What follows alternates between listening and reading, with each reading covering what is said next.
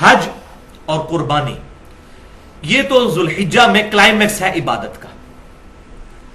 لیکن یہ ذوالحجہ کا پہلا پورا عشرہ 10 تاریخ تک، اور اس کے بعد بھی 3 دن اور ایام تشریق 11، 12 اور 13،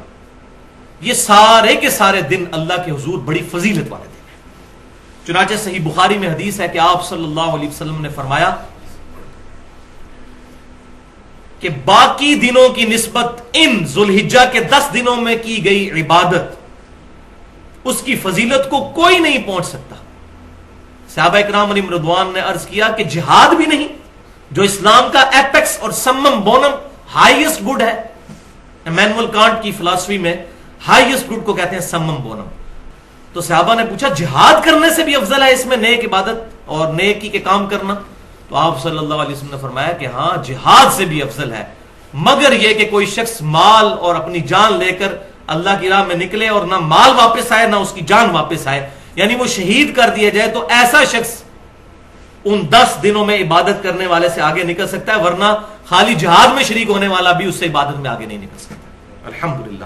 یہ حدیث انٹرنیشنل نمبرنگ کے مطابق صحیح بخاری میں 969 نمبر ہے، اور اس پر امام بخاری رحمۃ اللہ علیہ نے باب باندھا ہے جس میں تعلیقاً کچھ روایتیں لے کر آئے ہیں، اور ان کی سند بھی مصنف ابن ابی شیبہ میں اور باقی کتابوں میں صحیح موجود ہے کہ ابن عمر رضی اللہ تعالیٰ عنہما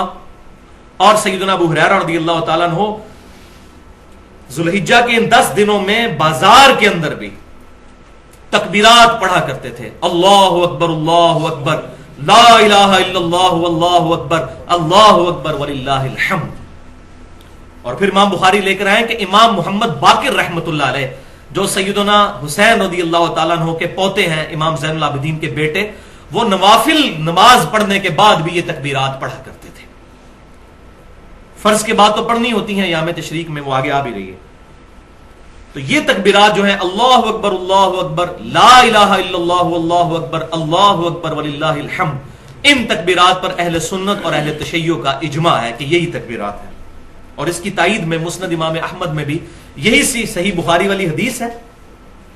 کہ ان 10 دنوں میں اعمال کا ثواب جو ہے وہ جہاد سے بھی بڑھ جاتا ہے، اور 7 الفاظ ہیں کہ آپ صلی اللہ علیہ وسلم نے فرمایا کہ ان 10 دنوں میں کثرت کے ساتھ اللہ تعالی کی تحلیل، تکبیر اور تحمید بیان کرو۔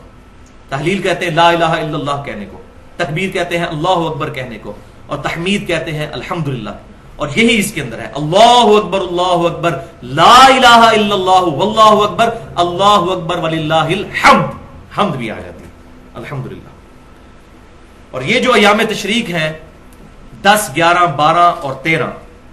4 دن،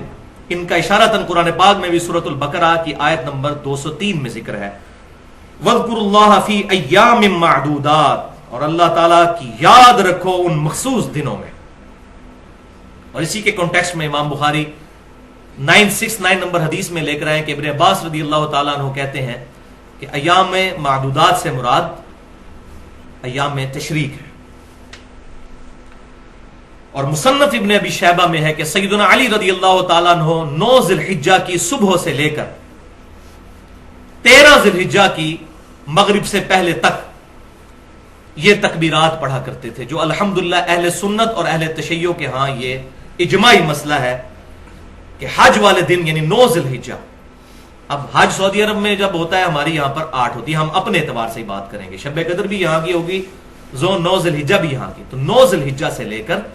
13 کی شام تک الحمدللہ اہل سنت کہلوانے والے تینوں گروہ، بریلوی، دیوبندی، اہل حدیث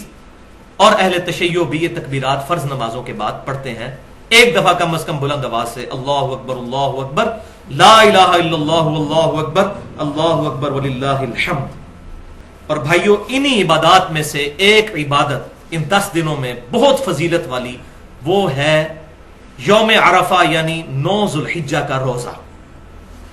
جو صحیح مسلم میں حدیث ہے کہ آپ صلی اللہ علیہ وسلم نے ارشاد فرمایا کہ میں اللہ سے امید کرتا ہوں کہ 9 ذی الحجہ کا روزہ 2 سالوں کے گناہوں کا کفارہ بن جائے گا، 1 سال گزرا ہوا اور 1 سال آئندہ، الحمدللہ 2 سالوں کے گناہ کا کفارہ 9 ذی الحجہ کا روزہ بن جائے گا۔ لیکن یہ گناہ ہوں گے صغیرہ، کبیرہ گناہ صرف توبہ سے ہی معاف ہوتے ہیں، اور اس پہ میں نے ٹیکنیکل گفتگو کی ہے اہل سنت پاک .com پر، تقریباً 50 منٹ کی گفتگو ہے، مسئلہ نمبر 18 کے نام سے گناہ کبیرہ اور توبہ کا بیان، جس میں نے دلائل دی ہیں صحیح بخاری اور صحیح مسلم سے کہ جب کبھی بھی گناہ معاف ہونے کی بات ہوتی ہے اس سے مراد چھوٹے گناہ ہے، کبیرہ گناہ صرف توبہ سے معاف ہوتے ہیں۔ تو یوم عرفہ کا روزہ صرف غیر حاجیوں کے لیے ہے، کیونکہ صحیح بخاری اور مسلم کی متفق علیہ حدیث ہے کہ آپ صلی اللہ علیہ وسلم نے یوم عرفہ کا روزہ خود نہیں رکھا تھا، کیونکہ آپ حج کی حالت میں تھے، صحابہ نے آپ صلی اللہ علیہ وسلم کو مشروب پیش کیا تو آپ نے اعلانیہ طور پر پیا، تو صحابہ کو یہ بات پتہ چل گئی کہ آپ صلی اللہ علیہ وسلم کا خود روزہ نہیں ہے۔ تو غیر حاجی اپنے علاقے کے مطابق 9 ذی الحجہ کو چاند دیکھنے کے اعتبار سے روزہ رکھ لیں گے۔ اب اس میں تھوڑی سی کنفیوژن پائی جاتی ہے، میں چاہتا ہوں کہ یہ بھی ایک جو آج کل پخ چھوڑی ہوئی ہے جدید محققین نے، اس کا بھی رد کر دوں کہ بعض لوگوں نے یہ بات مشہور کر دی ہے کہ ہم سعودی عرب کا جو 9 ذی الحجہ ہے یوم عرفہ اس کے مطابق یہاں روزہ رکھیں گے۔ تو میں یہ سمجھتا ہوں کہ یہ تعلیم کی کمی ہے۔ اس کی وجہ یہ ہے کہ آج سے 30-40 سال پہلے تک ہمارے فرشتوں کو بھی یہ بات نہیں پتا تھی کہ سعودی عرب میں کس دن عید ہونی ہے، کیونکہ کمیونیکیشن ہی کوئی نہیں تھی۔ تو 1400 سال سے مسلمان اس فضیلت سے محروم ہے کہ وہ 9 ذی الحجہ کا روزہ ہی نہیں رکھ سکتے، ان کو پتہ ہی نہیں چلے گا۔ اب موبائل آئے نا سامنے، تو 1400 سال سے مسلمان اس فضیلت سے محروم ہے۔ یہ پہلا جواب۔ دوسرا یہ جو الزامی جواب ہے، جس کو ہم لاجیکل جواب کہتے ہیں فلسفے کی لینگویج میں، اور میں نے پنجابی میں اس کے لیے تھوڑا سخت لفظ رکھا ہے، لیکن وہ میں ٹرانسلیشن کے طور پر جو پنجابی ہے وہ پسند کرتے ہیں پکی الزامی جواب، وہ یہ ہے کہ اگر یہ منطق مان لی جائے کہ سعودی عرب کا جو ہے وہ 9 ذی الحجہ یا یوم عرفہ دیکھا جائے گا، تو امریکہ کے اندر رات ہوتی ہے جب سعودی عرب میں دن ہوتا ہے۔ امریکہ میں قیامت تک یوم عرفہ پھر کبھی نہیں آئے گا۔ کیوں؟ کہ جب سعودی عرب میں دن ہوتا ہے امریکہ میں رات ہوتی ہے۔ وہ اتنا زیادہ گھنٹوں کا فرق ہے کہ کبھی بھی یوم عرفہ قیامت تک امریکہ میں نہیں آئے گا۔ اور پلین ٹروتھ میگزین میں موجود ہے، پاکستان میں جیو کو انٹرویو دیتے ہوئے 2007 میں کلنٹن نے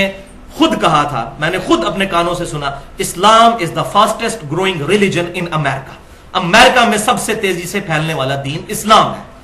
اور امریکہ آبادی کے اعتبار سے 4تھے نمبر پر ہے، 32 کروڑ کے قریب آبادی ہے، پاکستان سے بھی 1.5 گنا، اور وہاں کروڑوں مسلمانوں کو آپ محروم کریں گے قیامت تک کے لیے یہ مولوی اپنی کم علمی کی وجہ سے کہ یوم عرفہ سعودی عرب کا دیکھا جائے گا۔ بھائیو، شب قدر بھی یہاں کی دیکھی جائے گی، یوم عرفہ بھی یہاں کا دیکھا جائے گا، 9 ذی الحجہ، یوم عرفہ سے مراد 9 ذی الحجہ، الحمدللہ۔ تو یہ دلیل ہے جس کو سورۃ الانفال میں فرمایا گیا، جو ہلاک ہوا دلیل سے ہلاک ہوا، جو زندہ ہوا دلیل سے زندہ۔ تو میں نے اپنی دلیل الحمدللہ بتا دی ہے اس میں، اور پاکستان میں انشاءاللہ 1433 ہجری میں 9 ذی الحجہ 26 اکتوبر 2012 کو آئے گی انشاءاللہ، جمعے کے دن، ہفتے کو تو عید ہے۔ تو اب وہ والی حدیث بھی اپلائی نہیں ہوگی کہ اکیلے جمعے کا روزہ نہیں رکھ سکتے، کیونکہ یہ پرٹیکولر اب بات آ گئی، تو جمعے کا روزہ رکھ سکیں گے، یہ پرٹیکولر اس کے لیے دلیل خاص مل گئی ہے۔ تو انشاءاللہ روزہ خود بھی رکھیں اور گھر والوں کو بھی رکھوائیں، بہت فضیلت ہے اس روزے کی، 1 سال گزشتہ اور 1 سال آئندہ کے گناہ انشاءاللہ معاف ہو جائیں گے۔